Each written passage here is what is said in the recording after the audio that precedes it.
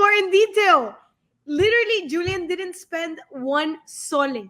Like, yes, all no cash. dirty Peruvian fiat. No fiat. It was crazy. No I fiat. didn't think it was possible. They don't give three fucks about, the banks. They don't care about the banks. They don't care about the governments. But is Bitcoin ready for 8 billion people? Bing bong. I am back with another edition of the State of Bitcoin podcast, where I've got Julian, Kinetic Finance, and Isabela, who just came back from Peru, filming a great documentary about Bitcoin adoption going on over there. So, guys, how you doing? Thank you so much for joining the show. I got the exclusive, first one back. So how you guys doing? And yeah, are you all rested up from the trip? It took a long day, like a couple of days to get back into the mojo. We actually came back. I got a cold. I don't know, Julian, how were you holding? But I have avoided everything. You are like the fourth or the fifth person this week who's been like, yeah, I got a cold. Yeah, I got a cold. So I have a guardian angel watching over me, and my health is totally okay. And like Epstein would say, I'm not going to kill myself or do anything to myself the next few days. So let's keep it that way.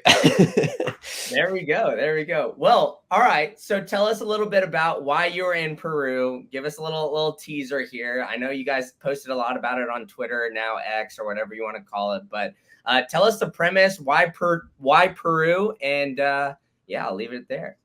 All right. Top-down story. Starting in March, I think, of this year, 2023. I put out this video where Adam O'Brien and I, Adam from Bitcoin Well, we went to Guatemala. We did this trip and we explored a circular economy there. And I love that. I've been doing YouTube videos for 2 years, but it's a lot of in the office sort of stuff. And I thought, well, it'd be cool to go out, do a documentary, vlog, do something that, one of my favorite YouTubers, Yes Theory, does, and go and explore a place and kind of see what we learn. And had a blast doing that video, and a lot of people messaged me after that video. And one of the people was Mike Peterson, who runs the Bitcoin Beach project and founded that. And he messaged me in March and he said, hey, have you heard of Motive? And I said, no, I have no idea what that is. And it turns out they were a nonprofit that goes to a ton of different communities in Peru to help with education, vocational training, emotional counseling, things like that. But the catch, what makes them kind of unique, is that they also go to these places and set up versions of a Bitcoin circular economy in each of them. So that sounded interesting to me, and I had never seen something on that scale, because usually when we think of Bitcoin circular economies, we think of some expat who goes somewhere and sets up something more out of necessity. And, you have a little surf town here or there, and there's El Zonte, which is the obvious one and the biggest success story, but they're all over the world now. The Motive model was completely different, and it was really interesting to see. And I almost didn't believe it, because they were saying there were 15 different towns in Peru with this. So I let myself think on that for a while. And then I kind of realized in July that I had to get the ball rolling on this. I wanted to do the first scoop, but I didn't want to do it alone because my Spanish isn't that great. It would be a lot of traveling, and I wanted to just have like a partner on this to kind of take it on head first. And I found Isabela through, I think I watched some of her videos before. I knew that she spoke Spanish, and I just DM'd her on Twitter. I said, hey, do you want to go on this crazy Peru Bitcoin adventure? And she was totally down. And then the only caveat being is I didn't have all the funds to do it. So I was trying to figure out, okay, I'll go to my regular, routine of sponsors who've helped me in the past. And I wasn't getting a ton of bites. And then I said, well, I got to figure out another way. Talked to Mike Peterson again in Pacific Bitcoin in October. And he said, you guys should just do a geyser fund. You should just crowdfund the whole thing. Sponsors included. Like if they want to support you, they can do it in the public. And that resonated with me a lot. And yeah, we did that. We set up a geyser fund. We raised all the money. We raised like 60% of the funds in 48 hours. And then the other chunk right before we left for the trip. And the whole thing was funded by over 150 Bitcoiners. So there were some Bitcoin companies, a lot of plebs, a lot of small donations. Average donation, I think, was like $30 or $40 worth of sats. But we raised a quarter of a Bitcoin to make this happen. And then at that point, I was already traveling around Latin America. So, it had to happen at that point. And then December 1st, I get into Peru, and we went on an 8-day jaunt around the entire country. 4 different places. Well, more than 4, but like 4 different plane routes to the jungle, to the mountains, to the desert. And we have seen everything. That's like the full Peru tour trip with a sprinkle of Bitcoin included. And yeah, now the mission is just to put it all together, and that's, I guess, the fun part too. So yeah. Yeah, that's great stuff. So Isabela, Isabela, did I miss any details there? There's let a the lot. DM slide. Yes, the most important detail. Literally, Julian didn't spend one sole. Like, Yes, all no that. dirty Peruvian fiat. No fiat. It was No crazy. I fiat. didn't think it was possible. And he literally managed. We were on day 4. He's like, yo, guys, I have actually still haven't used fiat yet. And I'm like, what? Yeah. And then towards the end, he was like, yeah, I still haven't used fiat yet. So it was kind of wild.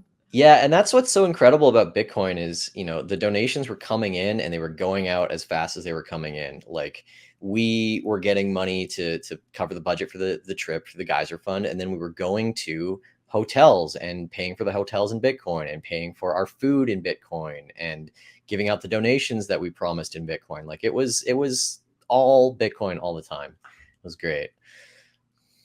Yeah, and that's awesome. So, I mean, tell me a little bit about that though, because it seems like everywhere that gets like the publicity is not necessarily Peru. It's more like, you know, you name Bitcoin Beach, obviously Argentina with Javier Milei just getting elected. You know, that's kind of the new, I guess, hot button place of Bitcoin adoption. Nobody really talks about Peru. So, you know, I guess what was, I guess, the overall response? Did you have to orange pill essentially every single person that you were paying, or was it an easier conversation? Tell me a little bit about that. I think it was like both, no? Obviously, there were people. So when we say we used everything in Bitcoin, we went to specific places that accepted Bitcoin. It was like a Bitcoin tour. Motive has done a really great job of orange pilling societies and communities over there. And I think the coolest part is that there are people that you would not expect them to use Bitcoin. So it kind of like broke the status quo of what's expected of your typical Bitcoiner.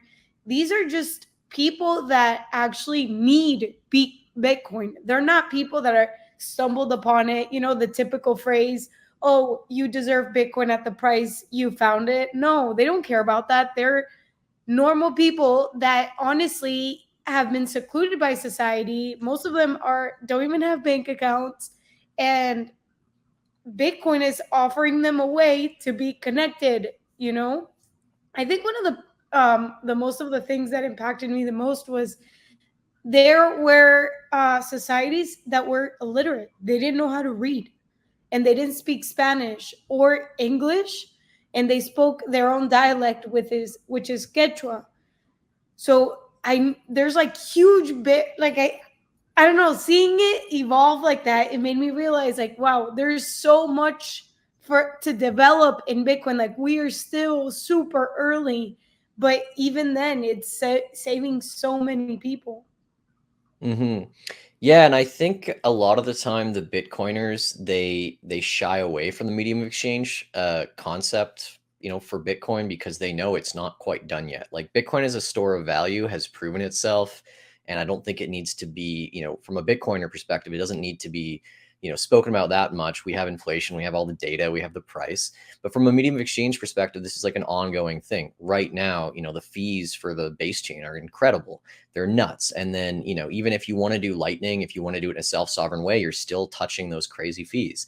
And then now everyone's starting to talk about liquid. So from a medium of exchange perspective, it's Bitcoiners don't have the perfect pride yet, because I think that's still an evolving landscape with layer twos.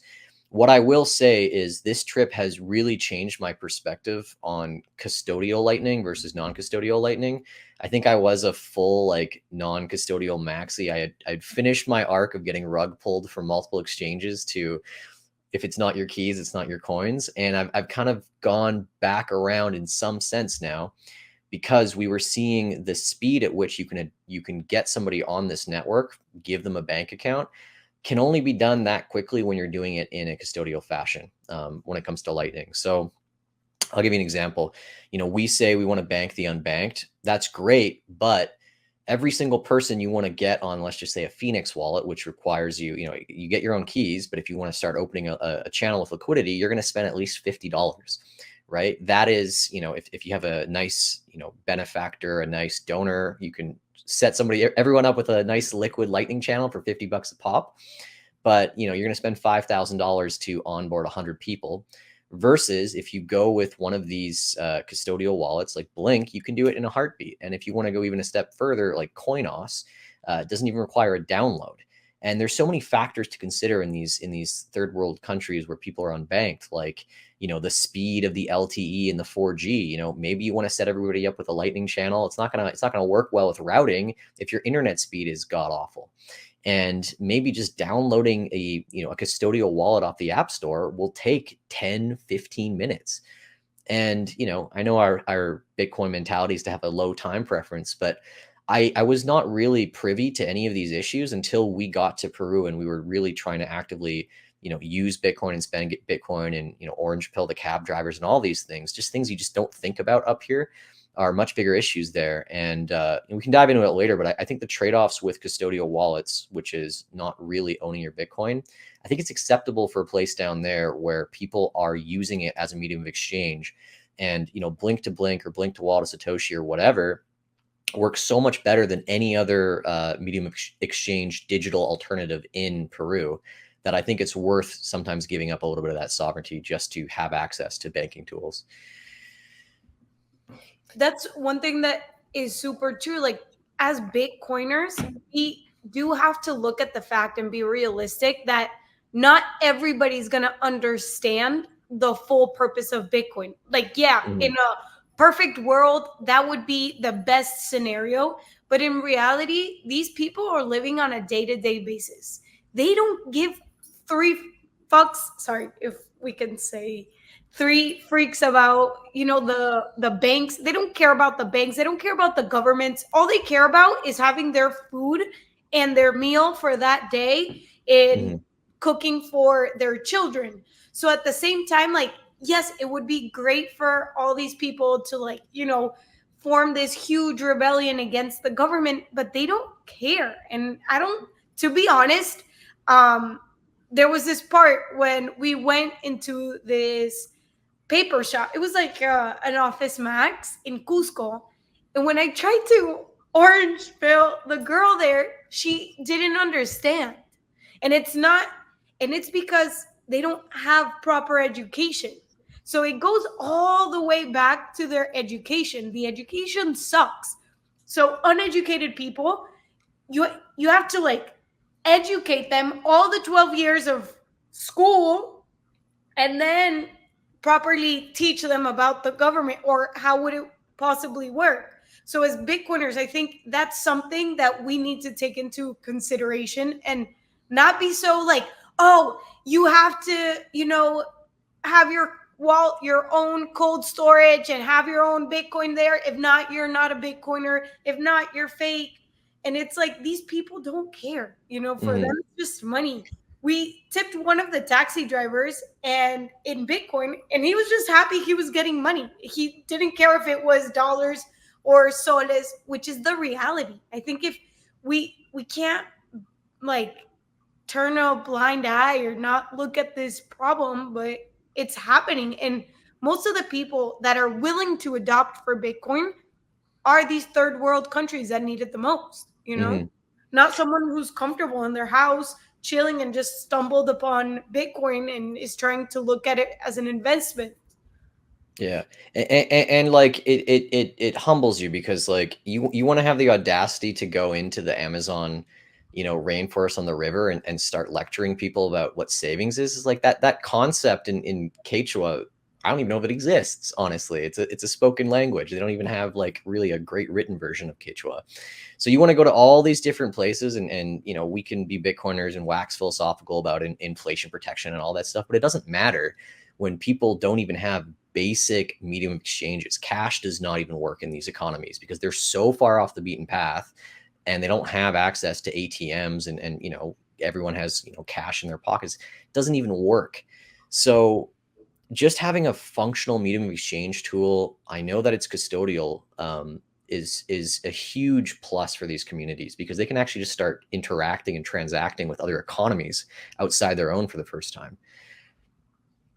Yeah, no, that's great. And, I think it's really interesting what you guys are pointing out here, because, I mean, obviously the orange pilling in the United States, Canada, like some of these, I guess like first world countries is going to be a lot different than, orange pilling in Latin America. And that's just, the reality of, how the globe is set up right now, unfortunately. But, I guess on that note, you guys have talked about, not really orange pilling the typical Bitcoiner that maybe you see in the United States, or see at a lot of these conferences, a lot of places where all the plebs are traveling to. What do you think, I guess, really resonated the most that helped you guys orange pill so many people and like get so many people to accept Bitcoin? Was there something specific as just to, hey, you can do this very quickly, it's easier than cash? What was kind of the message that you said that you felt like resonated the most with the people of Peru? Well, I don't want to take like a ton of credit for orange pilling people. I don't know if I orange pilled I feel like many people down there, and I don't even know it. And when we use that, I was talking to Isabel on the trip, like, what does that word even mean? Like, just because you gave someone or set someone up with a Bitcoin wallet, did you orange pill them? Like, what is the threshold of that term to orange pill someone? I think just giving Bitcoin to someone, to me personally, doesn't count, because I can do that to anyone. I can just give Bitcoin, on paper slips to people. That doesn't mean I've orange pilled them. So I don't know what the parameters of that are, but to speak about, who's actually doing the work on the ground, Valley, who's, the on the ground guy who was with us the whole trip, he is, really devoted to finding out the issues in each of these economies, because each of them are at different levels of, I guess, like the hierarchy of needs. Some of them, you can talk about just having an easier transaction system. Some of them just need clean drinking water. And Bitcoin has a role to play in that, because it allows people to purchase clean drinking water door to door through this, salesmanship, this thing that we saw when we were in Huanguera, going around in the back of a truck. People need to pay for clean water. They're not going to have cash on hand just waiting in their homes. And Bitcoin even has a role to play in that. And so, in terms of where Bitcoin fits into everything, I think it's just actually opening up economies for people and allowing businesses there to really scale what they're doing. I think that's the heart of what Motive is really trying to do. Is it's trying to set people on the right track to kind of take control of their destinies. And a big part of that is helping them establish businesses and figure out what it's like to be an entrepreneur and the risks involved, and figuring out things like basic mathematics or language skills, and using a tool like Bitcoin, like a merchant here would use, Square or something like that, just to be able to have a proper accounting system, a proper ledger for the work and the efforts that they provide for others. So, for him, very much, there is an element of orange pilling people and talking about inflation protection and all this, but some people just need a basic transaction banking tool that doesn't have any restrictions, like a YaPay or a PayPal or any of these other ones digitally do. Holy crap. Yeah, what Vale is doing over in Peru, it's insane. The work that Motive is doing, the thing that impacted me the most of what, I don't know, I'm speaking for myself, but it was they were using Bitcoin as a tool for freedom. So Motive not only just offers them like, oh, this is how you use Bitcoin. No, Motive is actually taking the initiative and forming communities there and teaching them not only basic financial freedom, but at the same time, like, he's taking the time and teaching them, like, okay, um in one of the towns we visited, they sew. So they have a teacher there that teaches them how to sew, and they pay the teacher in Bitcoin. In another town, they're teaching baking skills. So they're teaching the women how to bake. In another one, they have after school care for the kids, or they're teaching the kids English, or they're just taking care of the kids. So it's this huge, it's this program that's honestly like making the basic human person for not helping out look bad. He's doing honestly God's work over there in Peru. It's crazy. And the crazy part is he's not even Peruvian. He's from Romania. He was actually born in Romania and lived 18 years during the communist regime, and he escaped when he was 18 to Argentina. So it's kind of cool seeing how he has this huge space in his heart for Peru, and he's trying to make Peru a country worth living for these people, because they have been ignored by the government. Like, they don't have proper education. Mm-hmm.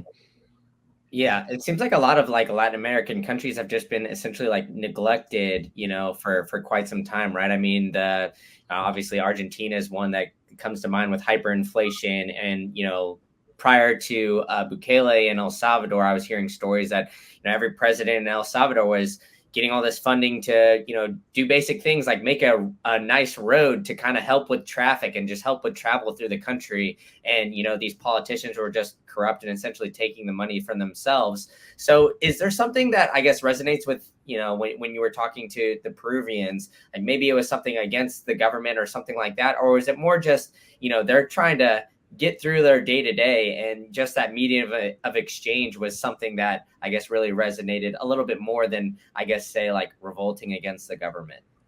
What's up, everybody? We're taking a quick commercial break here to bring you the sponsor, the Bitcoin Advisor. Are you wondering, how can I guarantee the security of my Bitcoin? How can I shield my Bitcoin assets from any unexpected loss? What happens to my Bitcoin assets after I'm gone? How can I educate my family about these investments? And lastly, can I invest these investments into my retirement fund, into Bitcoin? Well, I can help you with all of that. You can book an appointment with me, the one and only, you can't clone me, Brandon from Green Candle. If you go to the link below, thebitcoinadvisor.com/green candle, that's advisor with an E. I get tripped up on that. I'm not a great speller, but I can help you with all of those questions I mentioned earlier. All right. Now book an appointment, and I'll see you back at the episode.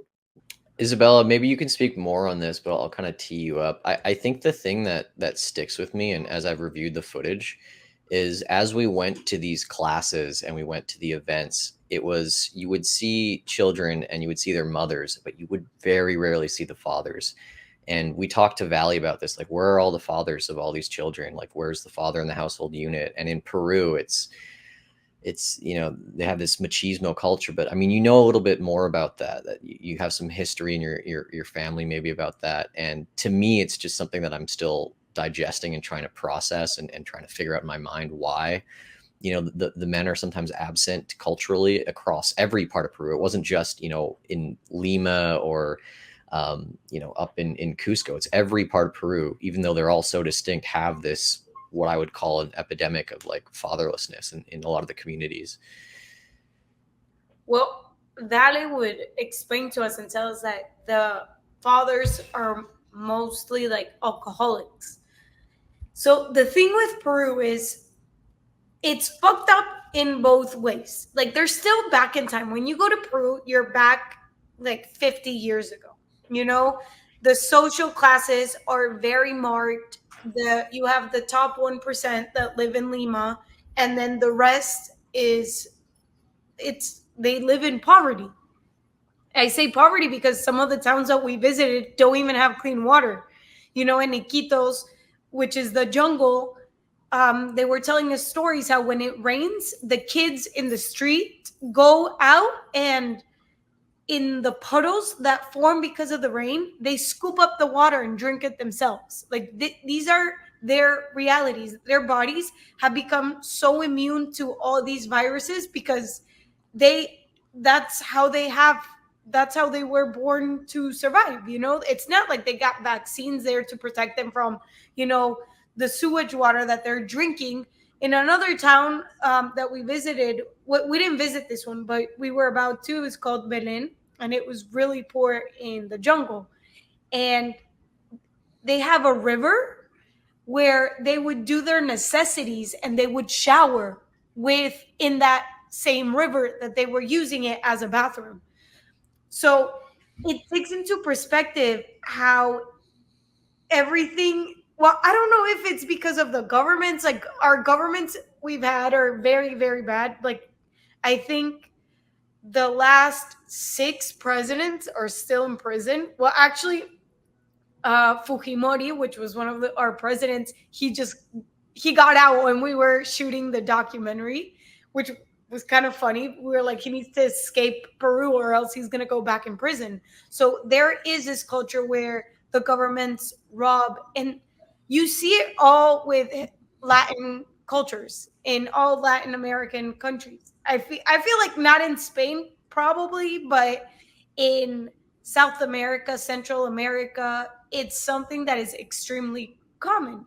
What they do is, let's say, I don't know, it costs $10 for a license, but the mayor bumps the license up to $50 because he wants $40, and then the people that are selling the license bumps it up like $50. So you're actually paying $100 for a license that costs $10. That, like, they all scheme. It's all a freaking scheme. It's all so bad. They get money to do roads, and they all spread the money themselves, and they build a shitty road instead of building a proper road. So that's honestly how it is in our countries. Yeah, I mean, it seems like that's kind of the whole I guess Latin American region seems to be I guess ruled by a lot of corrupt people for decades on, and it seems kind of sad because Latin America, for everything that can tell from being down there and just in El Salvador, the people there are very happy. The scenery is beautiful. There's a lot of great things and a lot of benefits of untouched land and things like that. A lot of things that you don't really see in America. Just like the landscape and everything seems so untouched and beautiful and things like that. But it seems to me like that's kind of the region on the rise now, just because of they have nothing to lose essentially, right? I mean, it's all the people kind of starting these grassroots movements. It's these great people like Motive and other countries that are kind of people that are coming in and start these grassroots movements. Like Bitcoin Lake in Guatemala. So if you guys have traveled around a little bit, I know Julian, you have a little bit. I don't really know if you have as much Isabela in like Latin America, but can you compare this to any other, I guess, movement that you've seen maybe in the Bitcoin space or something else that you've seen kind of rising up to compare it to a little bit of what you saw in Peru? I will say, it feels a lot more grassroots in Peru. Like there is an element of, Motive as a nonprofit is onboarding all these people.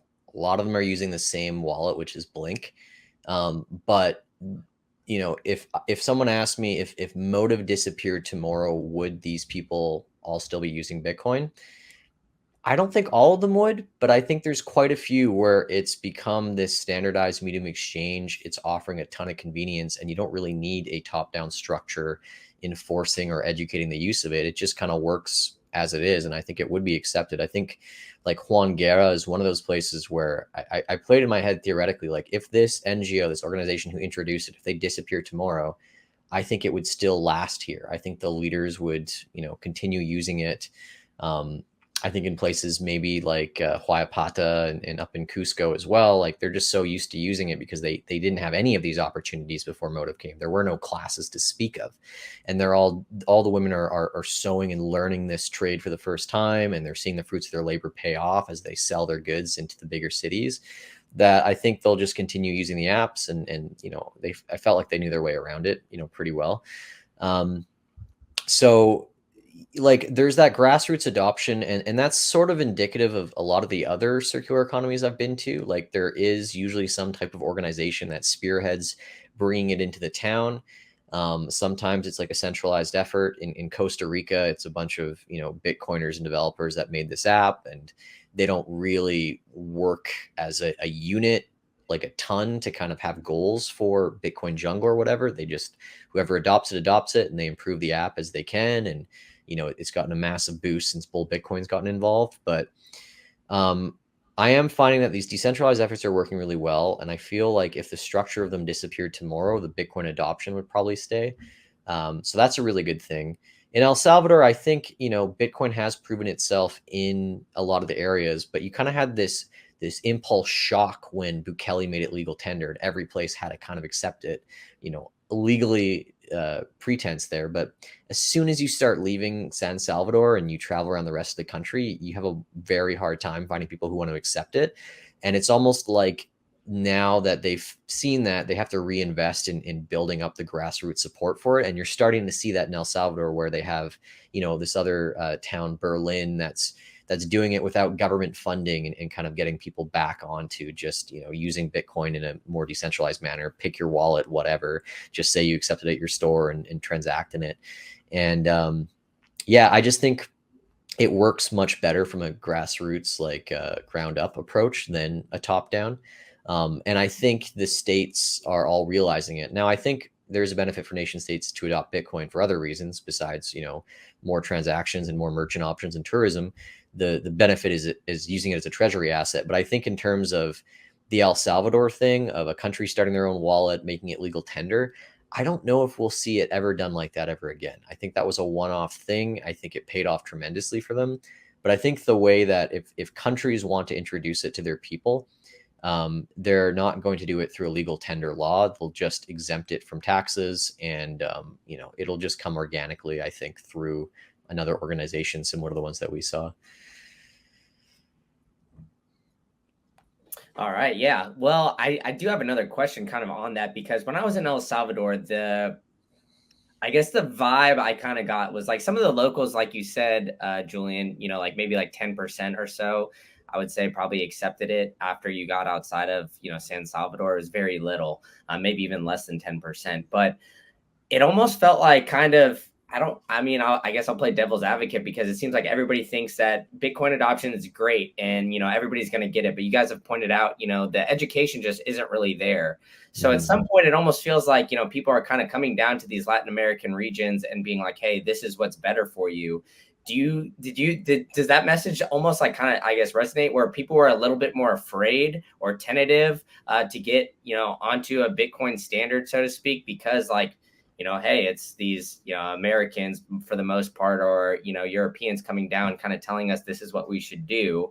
And that kind of feared them? Or was it a little bit, I guess, easier of a message when you were able to kind of relate it back to them, relay the message in Spanish and kind of, I guess, relate it to them more on that level? Well, I think to answer your question, so there's this perfect scenario. So when we went to this, it was like an Office Max store where they sell staplers, paper, office supplies. And the girl there, I tried to orange pill her, and it was a complete fail.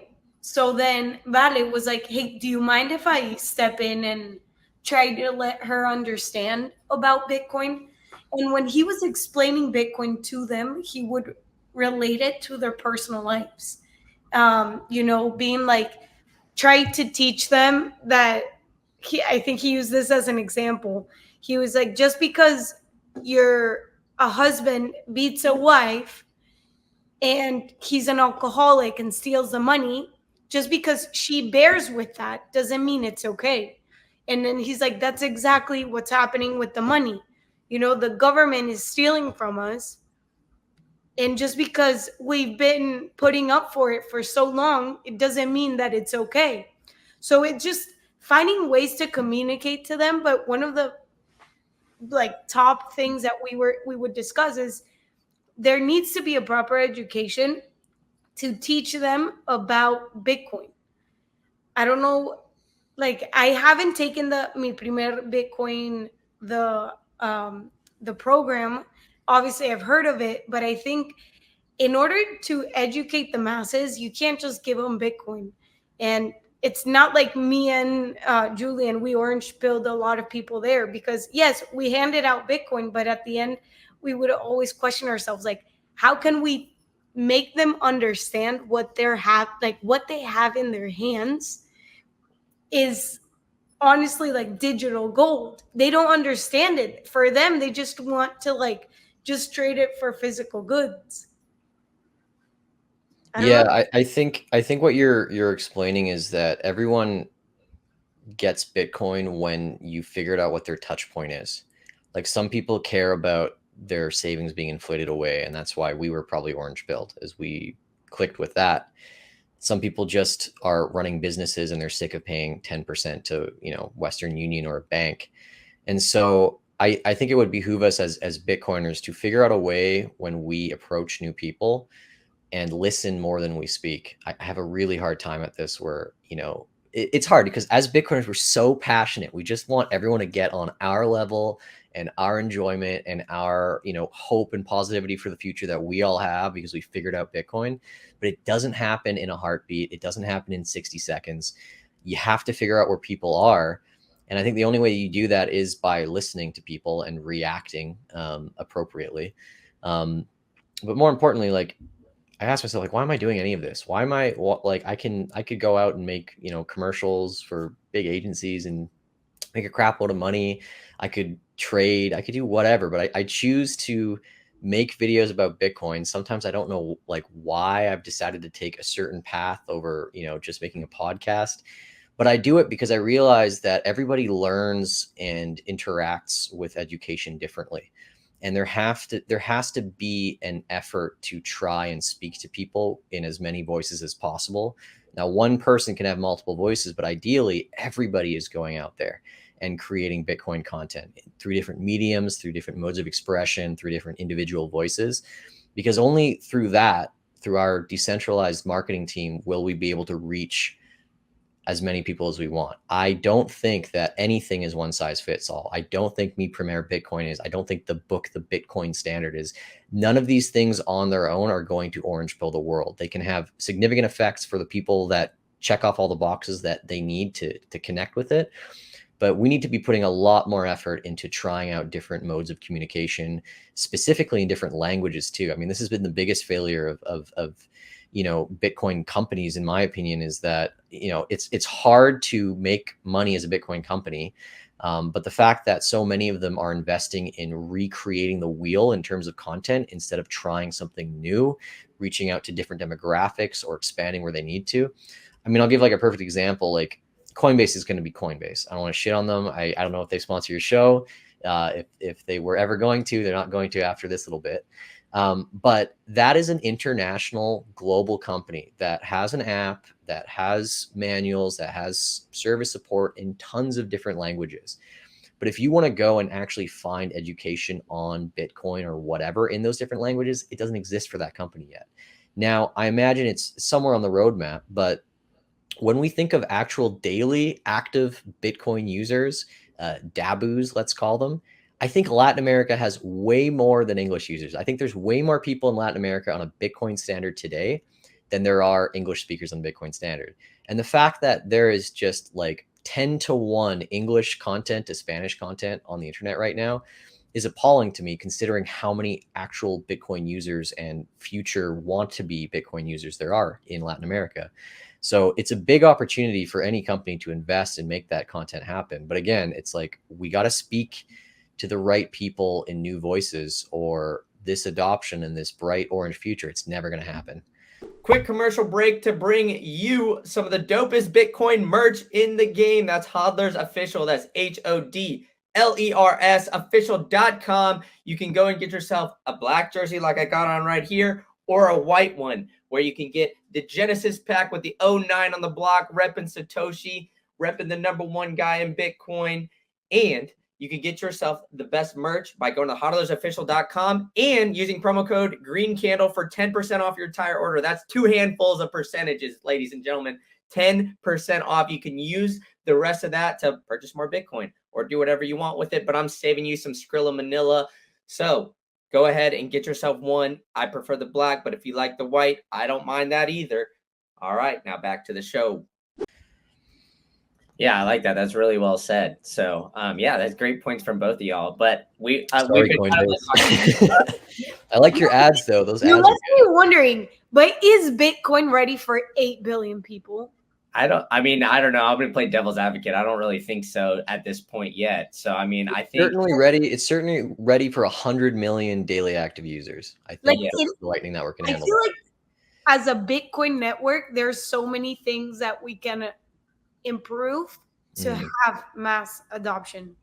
Well, 100%. That's kind of why the whole liquid versus lightning debate, I think, is going on right now, right? Because, I mean, you kind of pointed it out there, right? Daily active users in Latin America, to get a cup of coffee, those fees on Lightning are, getting a little bit higher. So I don't know. We don't have to get to the liquid versus lightning debate here, because I think, that'll kind of play itself out, right? I think the fees will eventually will kind of figure out a solution. But I think, you're nailing it on the head, Isabella. I don't know if we're actually ready for like the entire globe to get on a Bitcoin standard just yet, but we're working towards it. So, I mean, I think that's, something that, you guys are doing here by orange pilling a lot of people, kind of educating that, and we'll eventually figure it out. We'll let the builders build, right? So we'll just be here and talk about it, I guess. I don't want to get behind a computer and be coding any of this stuff, but we've been talking about it the whole time about the documentary, but I want to know what you guys, like the big goal behind it. Like if there's something that every person that watches it could take away,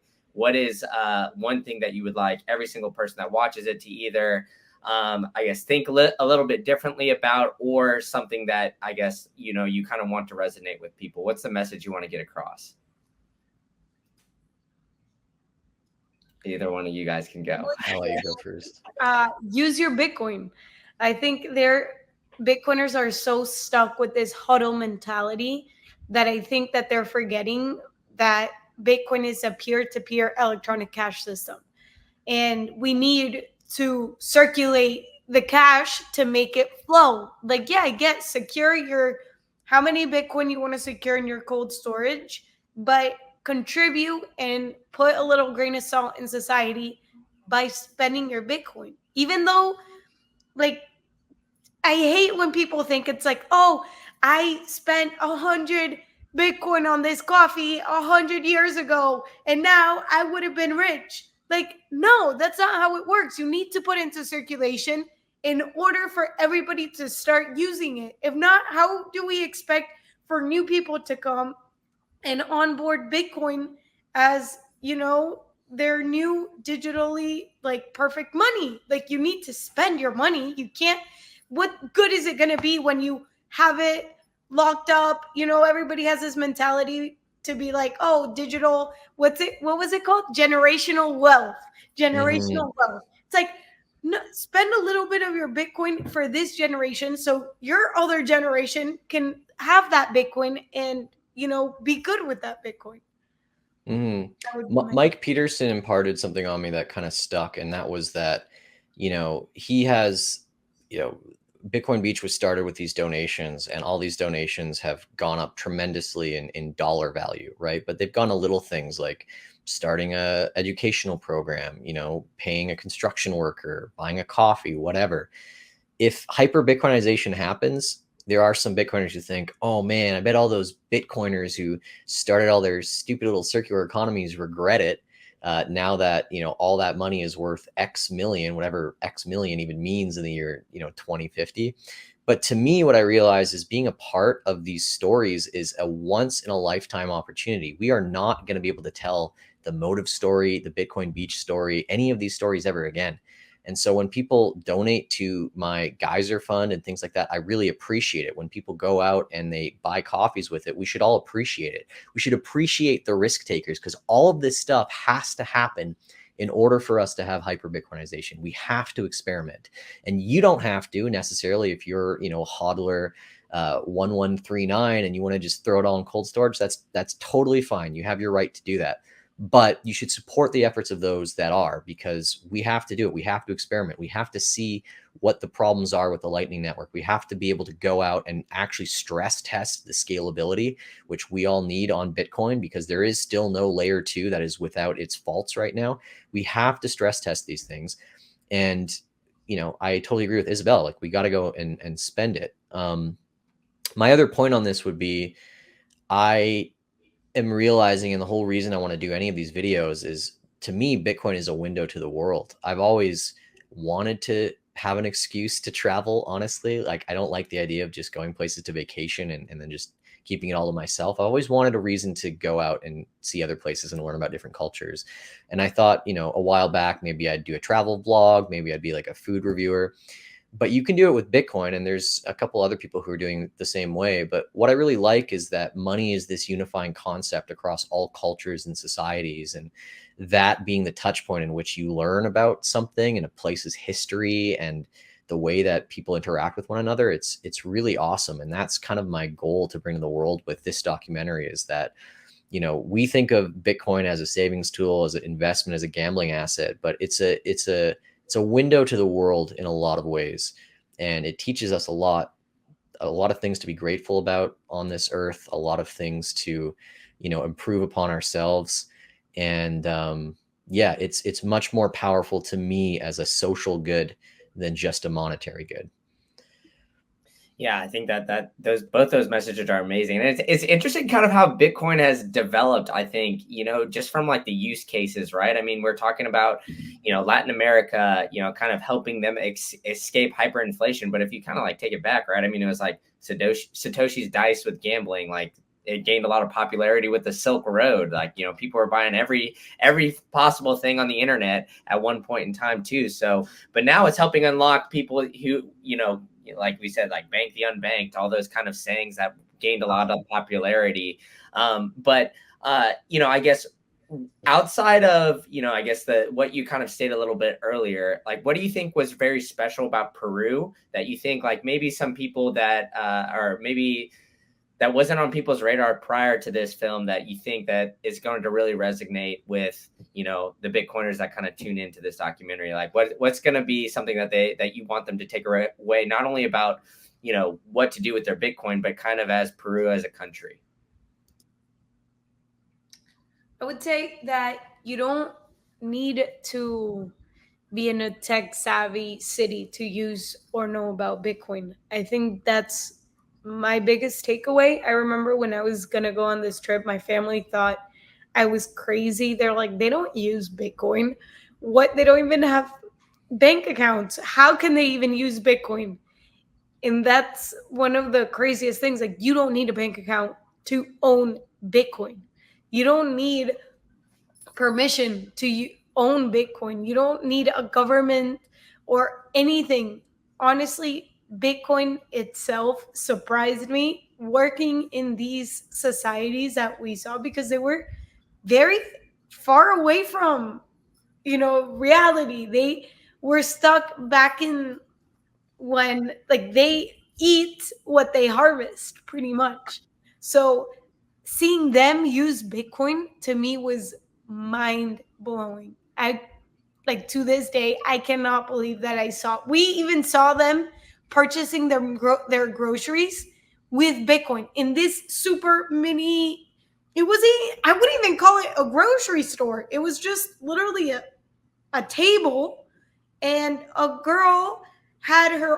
woman had her own business, and she had, in this table, she had like 6 rice bags, 6 oils, and she would sell them to her 25 women that were from her community, because these are communities that are like, I don't know, 150 people big, or is that how you say it? 150 people, Yeah, so about 150 people in the town, village, whatever. Yeah.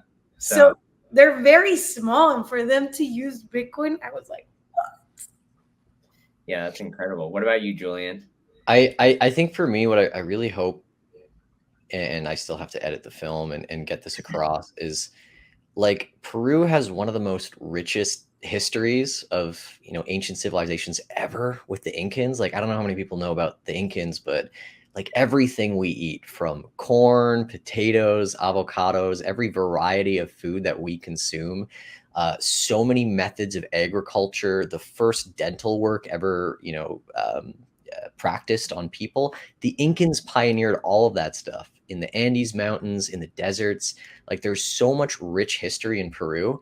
But the story of Peru in the 20th and 21st centuries, it's been a resource cursed country. It's been a country that has been pillaged from international companies, from other countries, has had its resources stripped, has had its people, basically put into indentured servitude to mine these resources, has had its innovation stripped, had this massive wave of hyperinflation in the 80s, and actually now has one of the most stable fiat currencies because it's basically just the US dollar with a different branding. But Peru has been under the thumb of corruption. It's been taken advantage of for a very long time, but it has that history of being one of the most innovative, powerful civilizations on Earth. And my hope with the film at the end is to kind of show that, you know, we're going to some pretty outcast places, seeing a weird use case for Bitcoin. But if this country hurries up and takes the lead and sees what is going on within its own country, I know the government there is kind of, you know, helpless and hopeless. But if Peruvians see this video and they get that sense of patriotism, and, you know, we went to some meetups there as well with other Bitcoiners, my hope is that they'll run with it and they'll be able to say, look at what our country is doing. We're doing something special that no other country is doing with Bitcoin. If it works here, it can work anywhere. And if we can figure out a way to attract entrepreneurs with or without the state's help, then that, I think, will be a really successful outcome for the documentary, and something that I hope, you know, maybe puts Peru on the map. Peru, I think, also adopting Bitcoin from like a tourism perspective would be such a win. You know, I love El Salvador, but let's be honest, there's like 6 to 7 different tours you can do. You can hike a volcano, Ruta de las Flores. It's a small country. Peru is so rich with tourism opportunities. And if just the tour providers start adopting it, they could have a ton of revenue flow in from that. So there's abundant opportunity for Peru there. There's like a historical, civilizational connection to excellence and pioneering. And if they can get past having a corrupt government and the people there can embrace it themselves on a grassroots level, then I think it really has the opportunity to make Peru the next big destination for Bitcoiners. Yeah, that's awesome. And yeah, hopefully it does. So, you know, I'm going to put you guys on the spot here then. Julian, you said you're editing the video. So, give us a timeline of about when you think it'll be done, and where are you guys going to put it out? Is it going to be on YouTube? Like, or how are you guys going to publish it? Have you given that any thought just yet? Or are you trying to just get the video completed first? Yeah, so we're gonna put it behind a paywall. It'll be one Bitcoin. No, I'm kidding. It's gonna be on YouTube. I think I want to say end of March. The real goal is before the halving, so end of March basically. I am working with editors to do it because it is actually the biggest film project I have ever done. 8 days of hours and hours and hours of footage. All the interviews in Spanish, basically, which Isabela saved my life on. I had no clue what I was getting into. I thought I'll just run my Google Translate app and I'll write the questions in Spanish and translate. Nope. So I'm gonna have to go. Like Isabela at the end was kind of filling me in on some of the stuff that some of the interviewees said, because my Spanish comprehension, I'll get about 10%, but I don't get, you know, feeling and emotion and some of the adjectives. And yeah, so I have a whole new experience just going through all the pieces. But yeah, end of March, hopefully. I'm positive it'll make it happen. At the Canadian movie theater premiere.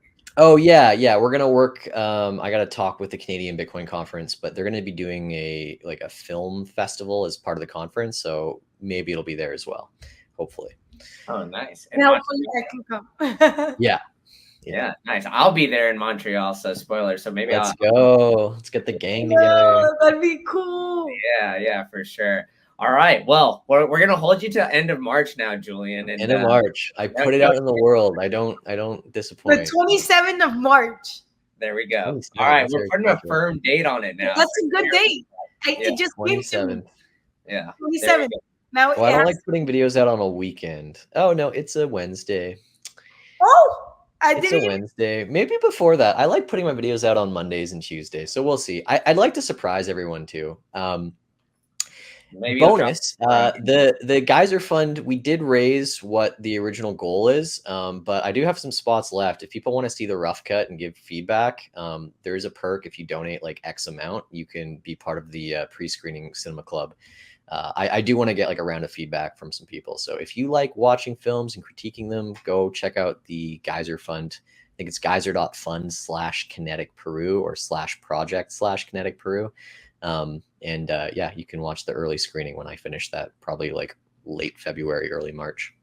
All right, I'll put that in the show notes as well, so everybody that wants to go and critique can. Yeah, I'm excited to see it, and I think you guys are gonna absolutely crush it. So I'm looking forward to everything that you guys are putting out. I guess what else do you guys need for any help? Do you need more editors? Do you need more stuff? Is there something that, you know, the plebs out there that are watching this can help you guys to help, I guess, the success outside of being just a movie critique and coming in and doing anything like that? Help Motive. Motive is is a nonprofit organization, and if people don't help them, with their funds, none of these great things that we are talking about would have been possible. So, if people want to spend a little, like, put the little grain of salt and help out in the world, I would say help Motive. Yeah, we're recording this like kind of like mid-December 2023, but motive.ngo, like if you need to get your tax write-offs and donations in, go give them a look. They are moving the needle more, and I have a little inside baseball into like how much in donations and capital they have. They are doing more per sat than I think any other Bitcoin nonprofit I can think of. And I've looked into them. I don't want to just like say that, and I challenge anyone to see if they're having a bigger impact, but it's thousands of people they're getting on a Bitcoin standard. They're teaching skills to help them with sovereignty, and they're getting amazing mileage out of every single sat that they've been getting, or dollar. So I highly encourage you guys to go check them out. Motive.ngo, donate in Bitcoin or fiat. But yeah. There we go. Yeah, I encourage everybody to go donate to the Geyser Fund and to Motive. And Julian and Isabella, why don't you tell people where they can find out more about you guys and what else you guys got going on, and give us a little sign off too, and I'll hit end record right after it. Cool. Kinetic Finance, somewhere on Twitter, Instagram, YouTube, TikTok. If you see a guy yelling at you in a vertical video for 60 seconds, it's probably me, but I'll never DM you asking you to invest in anything, because there's a lot of fake accounts out there. So Kinetic Finance, you'll probably find the right one. For me, it's Isabela SG3 on Twitter. There we Nice. go. Keep it simple. Yes, keep it simple. All right, now we're out. Everybody go follow them. Thanks so much for tuning in to this great episode. If you enjoyed this one and you want some more content, click on the link right here and check out my latest interview with Tom Luonga. We get into it all. If you've known Tom, he's a wild one, so stay tuned. And if you found some value in this podcast, please smash that like button, hit that subscribe button so you get notified of the next videos. All right, I'll catch you at the next one.